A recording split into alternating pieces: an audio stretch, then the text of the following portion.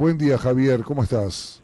Buen día, en una fría mañana yo estoy, por un lado, intrigado, porque estoy pensando qué estará en este momento lucubrando el gran amigo que tenía acá en Uruguay, Alberto Fernández, Ujú. el ex canciller desastroso Bustillo, ¿no? Pero estoy caliente por el bajo perfil o simplemente el omiso silencio, muy omiso y muy elocuente, de las típicas y previsibles agrupaciones feministas o feminoides rioplatenses, al menos hasta que aparecieron las fotos de los golpes, que alguna balbuceó alguna cosa. Todo esto ante los condenables y repugnantes y reiterados abusos de Alberto Fernández, el que según Florencia Astori, llamando Orsi, es un clase A de la política y nos podía adoptar. Todo esto contra esta andanada de violencia a su mujer. No es, a pesar de brutal, lo que más me indigna. Ni siquiera otras decenas de casos similares tapados dentro del ya por sí inmoral y fecundo en irregularidades kirchnerismo, con sus muchos señores feudales y sus machos alfa de pacotilla, ¿no?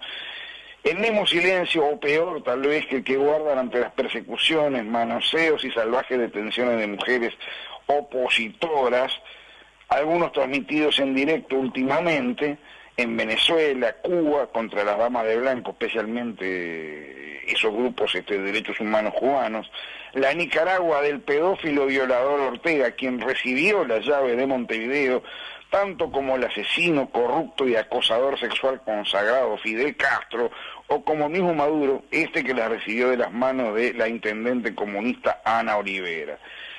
El mismo silencio observado ante la forzada renuncia años atrás de un subsecretario de Cultura comunista, don Oscar Gómez, por denuncias de acosos, o la del exministro de Defensa Tupamaro, Luis Rosadilla, por la de su primo Dante, custodia, chofer y asesor con funcionarias y periodistas. Con el agravante en este caso que alguna periodista de estas que la posa de feminista, de independiente y de implacable, como María Rosola, tuvo el tupé de poner en duda estos hechos, no obstante grabaciones y sesiones parlamentarias al respecto, pedidos de informe de la diputada entonces Graciela Matuar, etcétera, ¿no? Casi la misma indiferencia que la registrada frente a aquel edil comunista salteño violador de su nieta de 3 añitos, que hasta barata la sacó. Me acuerdo que hasta lo visitaron del sindicato de la UTU para entregarle medallas en la cárcel, ¿no? Solo 2 años de prisión y no sé si los cumplió, ¿no? El silencio que sí rompieron para gritar como locas, desquiciadas papeloneras y compañeritos verdes en la puerta de la Embajada Argentina, años atrás, cuando allí su parlamento discutía sí o no a la ley del aborto en 2017, o por el falsísimo caso Santiago Maldonado, el hippie muerto borracho en un accidente patagónico que quisieron inventar como homicidio, y juntos extremistas varios destrozaron el centro de Montevideo, ya le digo, pocos días antes de esto del aborto en la Embajada Argentina, ¿no?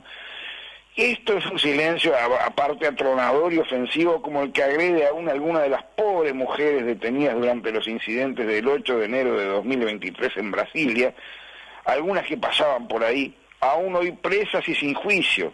Una, por ejemplo, madre de 2 niños chicos, con casi 18 años de condena solicitada solo por pintar un monumento con marcador labial, y otra sufriendo metástasis varias en prisión domiciliaria, impedida de retirarse una tobillera para procedimientos médicos, ambos abusos determinados por parte del incalificable juez del Supremo Tribunal brasileño, Alexandre de Moraes.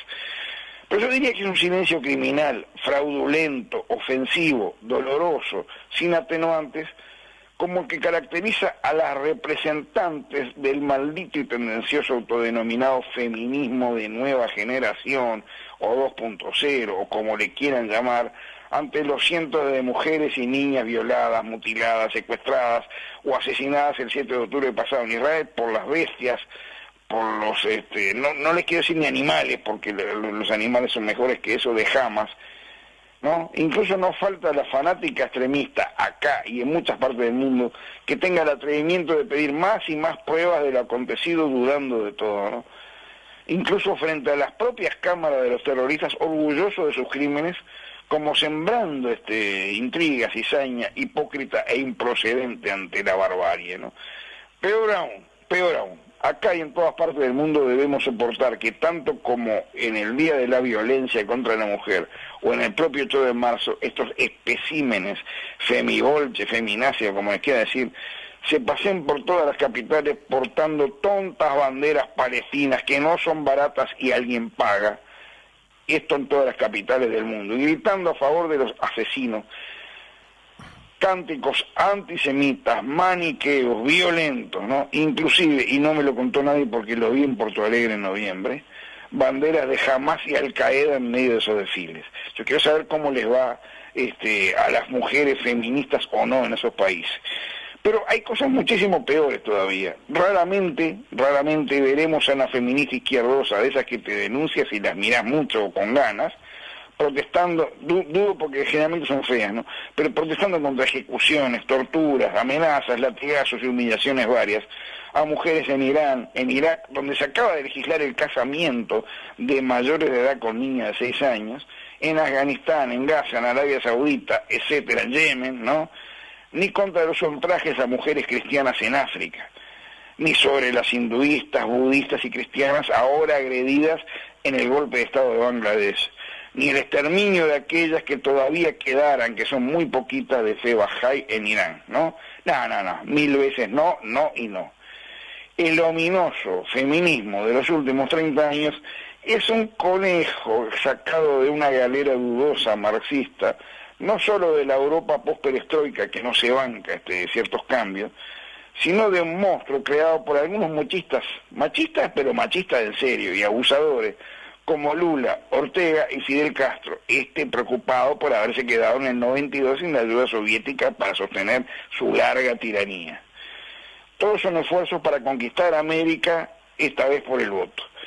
Entonces estos impresentables decidieron, ante la carencia de utopías, ante la carencia de un producto para vender tras la caída del socialismo, entre comillas, real, favorecer todo aquello que ninguneaban o reprimían duramente, el feminismo, los grupos LGBT, el indigenismo, la posibilidad de emigrar, etcétera, etcétera, con la única finalidad de tener a Occidente en vilo, de tenerlo acorralado, ganando aliados ocasionales o no tanto, mediante agitación permanente, maniqueísmo, etcétera, etcétera. Todo esto, claro, puede ser bendecido si es funcional a la izquierda, porque si es de izquierda usted sabe que no es corrupto, que no es violador, que no es abusador, que no es intrigante, que no es nada, ¿no? Y si algunos hay que sean así, no importa, siempre hay muchas menos en el ni una menos. Pero todo esto, ¿qué conforma? Y bueno, para mí es una hemiplegia muy dañina, muy persistente, progresiva, creciente, y que vamos a pagar muy caro. Occidente lo va a pagar, y de forma terrible, si no damos vuelta a la pisada. A como dé lugar, hay que dar vuelta a esto a como dé lugar, aunque sea por un voto, no interesa.